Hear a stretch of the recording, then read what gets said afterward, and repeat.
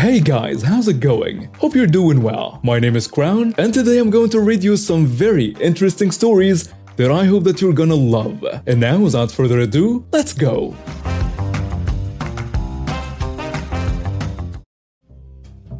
This one is fresh and still unfolding, but it's already hit an explosive level. Some details are intentionally vague. Context: I'm a woman in my 30s with a reasonably good corporate-type job in a field with lots of room for growth, and I'm recently back into the dating scene after a decade. I'm kind of a would-be a 10 if she lost 30 pounds looking girl. Beautiful face, if a bit choppy, but I never have issues getting a date. I'm not well off, but I'm stable and have a bit of spending money. I live in a large multicultural city and my ex was an immigrant, so I'm open to dating people of any origin. What happened?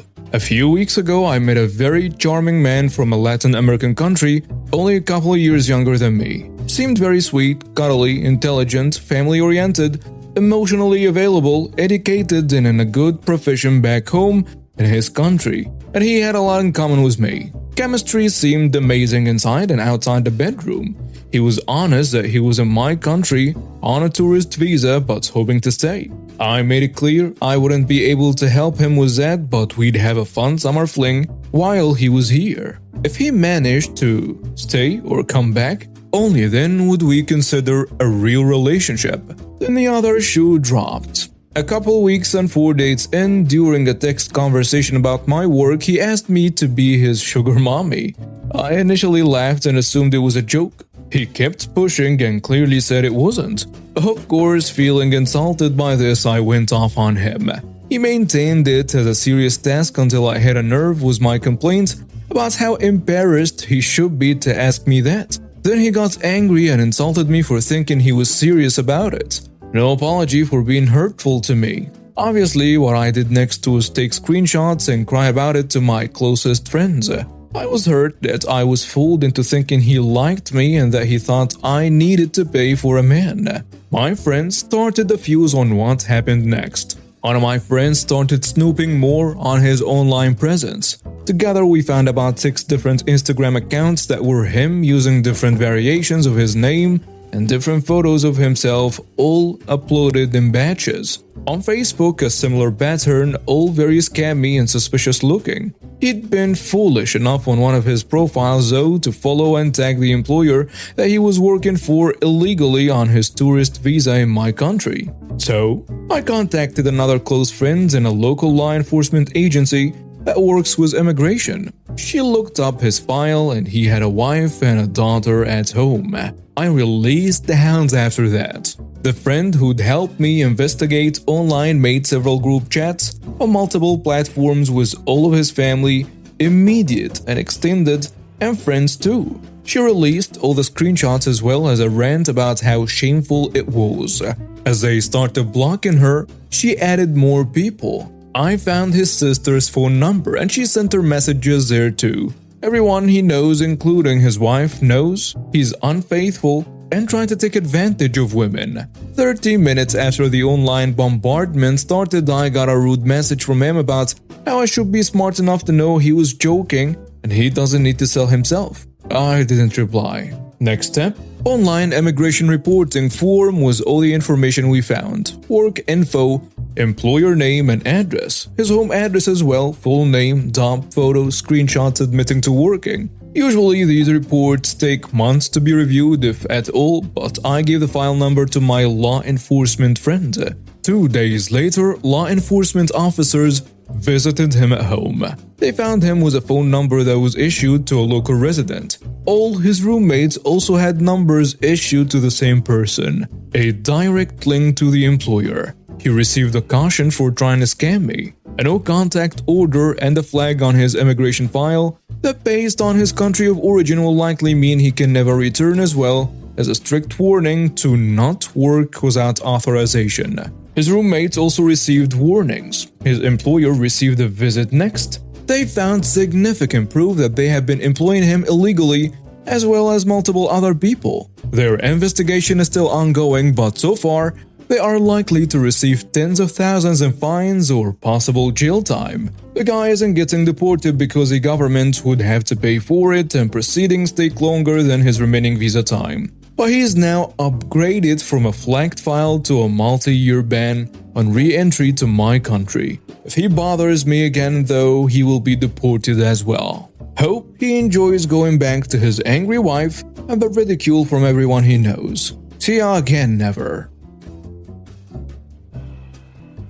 So there I was standing on a porch of the old house that my grandparents left me in their will. The place had an old-fashioned charm, a quiet charm, and it was located in a neighborhood where everyone seemed to know each other.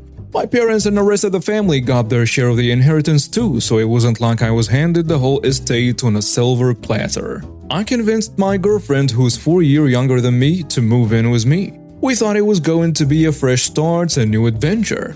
The house was lovely, with its wooden accents and cozy corners. We felt like we were in a classic movie starting a life together in this inherited home. At first everything was great, the house was cozy and the neighbors were friendly. But as fate would have it, we had one neighbor who was the epitome of entitled, Karen. We first met Karen when we were in a yard, admiring the old pink ivory tree. It was ancient and majestic, with a vibrant hue that stood out against the greenery. Little did we know that this tree would become the source of all our troubles. "Hey there!" Karen's voice cut through our moment. We turned to see her standing there, hands on her hips. She was looking at us with that condescending smirk. "Oh hi, we're new here," I said, trying to be polite. "That tree!" She pointed a manicured finger at the pink ivory tree. "It's pluck in my view." I exchanged a baffled look with my girlfriend. Sorry, we didn't plant it, it was already here." "Well, you need to do something about it. It's blocking my sunlight, and it's probably lowering my property value." I was taken aback by her audacity, but my girlfriend chimed in. "Well, it's a beautiful tree, and we'd like to keep it." Karen says, "You better not get too attached. I have connections, you know." And so there it was, our first encounter with Karen, the entitled neighbor from hell. We thought maybe it was just a one-time thing, but nope, it surely wasn't. Little did we know that this was just the beginning of our ongoing war with her. As we stood there looking at the ancient tree that had unwittingly become a symbol of our struggle, I couldn't help but wonder how a simple tree could lead to such chaos in our lives. And as I gazed at it, I had a feeling that our peaceful start in this new home was about to take an unexpected turn. You know, that tree was more than just a tree to me. It had stood in our yard for as long as I could remember. A proud and ancient sentinel of the past. My grandparents cherished it, told stories about it, and considered it a part of our family history. It was more valuable than any material possession. Karen, though, had a different perspective. She was jealous, openly so, of our tree. She couldn't stand the thought of us having something that she didn't. I still remember one of the times she yelled at us about the tree. "I can't believe you're keeping that monstrosity in your yard," she shrieked.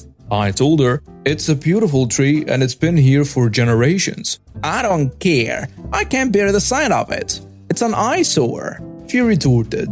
Her jealousy seemed to have no bounds. She'd approached us at the most inconvenient times, complaining and demanding we cut down our precious pink ivory tree. I remembered how my grandparents had told me stories about Karen's past antics. She had harassed him as well. But my grandpa, a man of few words and immense patience, had always managed to keep her at bay. Once, though, he'd had enough. He grabbed his shotgun and scared her away when she had crossed the line by trespassing onto our property to complain about the tree. Now, with my grandparents no longer here to protect the tree, Karen seemed to think she had free rein to unleash her fury. She thought we were easy targets. Maybe she believed that without my grandpa's watchful eyes, she could finally rid the neighborhood of the tree she loathed so much. Then it happened. It was one of those nights when everything changed in an instant. We were sound asleep, wrapped in the comfort of our new home, when an urgent pounding on the door shattered the silence. My heart raced as I stumbled out of bed, half awake and disoriented. I opened the door to my next-door neighbors, panic etched onto their faces. "Your tree is on fire!" They yelled with fear in their voices. I felt a jolt of shock course through me. The tree, our cherished tree, was burning, Without thinking, I grabbed my girlfriend's hand and we rushed outside, our hearts pounding as hard as the fire engine sirens that soon filled the night air. In a matter of minutes, the street was alive with flashing lights and a deafening sound of water being sprayed. The firefighters paddled the flames, gushing water toward the tree, and it was a fierce fight, one that felt almost surreal in its intensity. I watched helplessly as the fire danced and roared, consuming the tree that had been a silent witness to so much of our family's history. The firefighters managed to contain the blaze, preventing it from spreading to nearby houses and cars. But the tree, the beautiful pink ivory tree that had been a part of our lives for generations, was damaged beyond repair. I couldn't hold back the tears that welled up in my eyes. I remembered the stories my grandparents had told me, the memories I had made under its shade, and the connection I had felt to this tree. As the firefighters worked to extinguish the last embers, a new presence arrived on the scene. The Arson Investigation Unit. The captain, a no-nonsense man, took one look at the scene and voiced what I had been thinking all along. "This doesn't look natural. There's something off about this fire," he said. In that moment, I felt pure anger. Who would want to destroy our tree? Was this just a random act of vandalism or something more sinister? My mind raced with questions. The investigators began their work examining the scene for clues, trying to piece together what had happened. As the days passed, the investigation into the fire intensified. The initial suspicions of arson were confirmed when evidence of accelerants and multiple ignition points were found.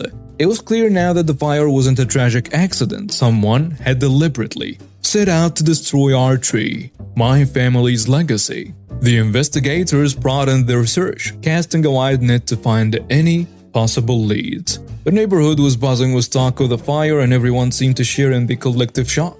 It was during this time that the focus of the investigation took an unexpected turn. A neighbor just across the street had recently installed security cameras, and when the investigators reviewed the footage, they struck gold.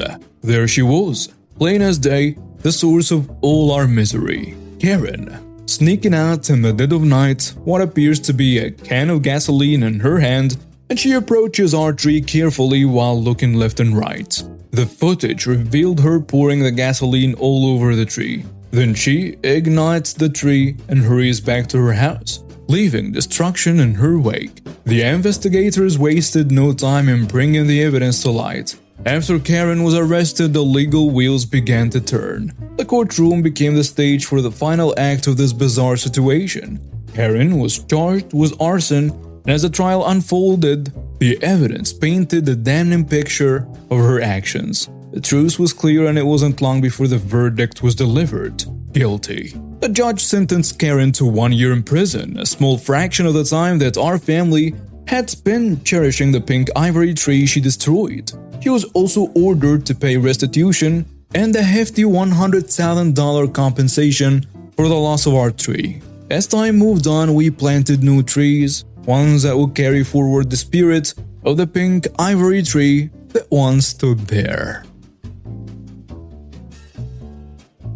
Hey there, I've got a little story to share with you about some family drama that unfolded in my life. You know, I've always been an active member of my community, and I've spent years making my town a better place. But there is this one person who's been testing my patience. My daughter-in-law. I'm a young mother-in-law, just 39 years old, with a husband blessed us with financial stability. Lucky, I know. I've got kids, raised them up, and as they grew more independent, my hubby and I decided that I'll continue being a homemaker and focus on community work. Makes sense, right? I've been pouring my energy into bettering the neighborhood. Now, my oldest son, the sprightly 22-year-old, decides to tie the knot. Naturally, I am thrilled. A wedding is a special time for any family. But enter my daughter-in-law. She's quite the business-oriented, blunt as a hammer kind of gal. To be honest, we don't exactly click. But hey, I'm all about family, so I make an effort for my son's sake. Let's dive into a few incidents that illustrates why I've been struggling with her. It all started with a wedding gift I got her. I handed it over, all smiles, saying it's from both me and my hubby. And you know what she says? Just your husband's, because I know it wasn't your money that paid for it. Ouch. Then there is a volunteering I do. Apparently that doesn't count as a real job since it doesn't rake in the cash. I've chatted with my son about this and even tried clearing the air with her, but it's been a bumpy ride. Now here is where the juicy part begins. We decided to have a little get-together at our place. I decided to whip out a delicious homemade meal. You know the whole deal. And guess who decides to rain on my parade? Our dear daughter-in-law. She walks up to me while I'm cooking and quips, "No wonder you can make a home-cooked meal. You don't do anything else with your day." I kid you not, I lost it. I reached my limit and gave her a piece of my mind. I told her that she needs to show some respect or kindly get the hell out of my house. And you know what happened next? She was stunned. The audacity, right? But here is the twist. She starts crying and sobbing, and I'm just standing there flabbergasted. I mean, who would have thought she'd react like that? So I did what I thought was right. I asked her to leave. She is bawling her eyes out and I'm feeling extremely frustrated. Fast forward, my son's pretty darn angry with me. We have this massive argument and he doesn't hold back. He calls me a huge jerk. Ouch. Again. Now here is where I need your input, guys. Was I out of line? I mean, should I have just sucked it up and dealt with her constant digs for the sake of the family harmony?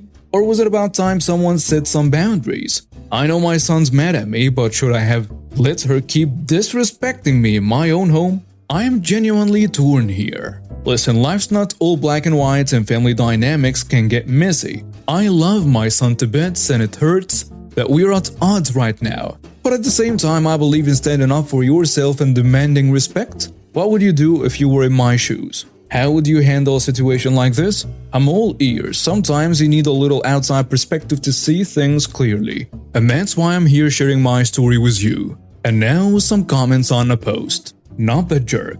Wow, she is really acting like a jerk. Just because you don't act the same way she does with her business focus doesn't mean you've made mistakes. What you and your husband have works for both of you. And you also help your community by volunteering. Even if it doesn't bring in money, it doesn't lessen the effort and care you put into helping others. Your daughter-in-law's behavior is completely absurd. I'm curious, what does your husband think about all of this? Another commenter adds, "I'm sorry to have to bring this up, but it seems like your son might not be treating you with the respect that you deserve as well. She acted like she was better than you more than once, and your son should have stopped that from happening the first time. I believe that having basic respect for your partner's parents is really important. Honestly, you should have a conversation with him.